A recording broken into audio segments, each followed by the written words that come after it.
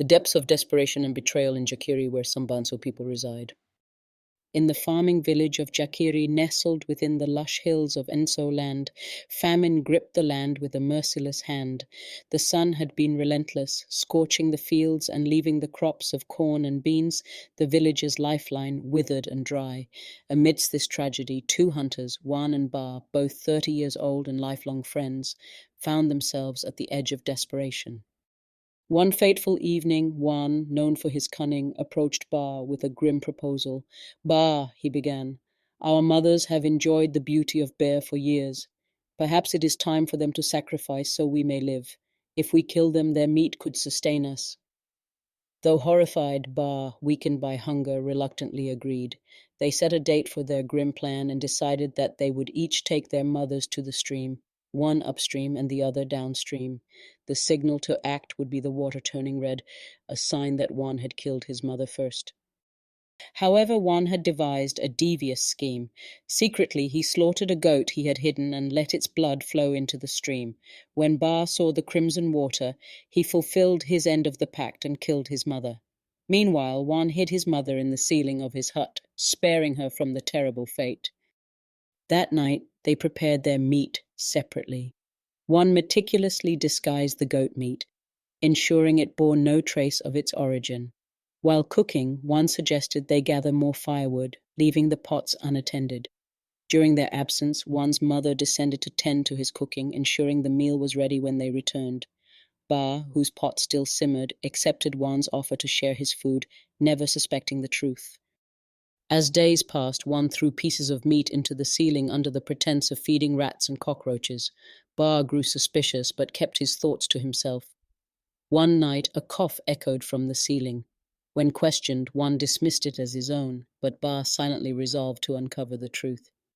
One day, as they journeyed to a neighboring village, Ba pretended to have forgotten something and rushed back to one's hut. Despite one's desperate chase, Ba arrived first and discovered one's mother in the kitchen. When one returned, he found his mother's lifeless body and broke into tears. "Now our mothers are both gone," Ba said coldly. "We must move on." Though one pretended to comply, he secretly plotted revenge. He suggested they use fire in circles to hunt animals, a method that involved lighting separate fires. Unbeknownst to Ba, one dug a hole to hide in when the flames approached. When Ba's fire raged, one threw stones to prevent his escape, causing Ba to suffer severe burns.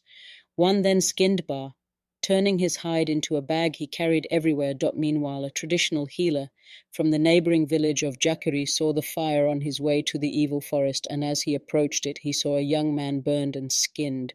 With his powers, he transformed to an elephant and carried Ba to his hut, where he was treated of his wounds with the agreement that he will serve the traditionally healer all the days of his life. He will never get married, and he will never have kids of his own, as punishment for killing his mother. Juan moved to another village, seeking a fresh start as a farmer, but his past haunted him. One day, while tending his field, he looked up and saw Ba standing by the skin bag.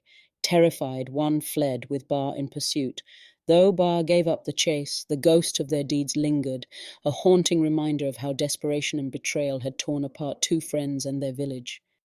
One, consumed by guilt and fear, wandered into yet another village, where he remained an anonymous farmer. But the whispers of his dark past followed, ensuring that the story of Juan and Ba would be told for generations as a cautionary tale about the depths of human desperation and the consequences of betrayal in the NSO land. Enjoy the beautiful scenery of this beautiful African village called NSO. Its people are called Banso, and their language is called Lamso.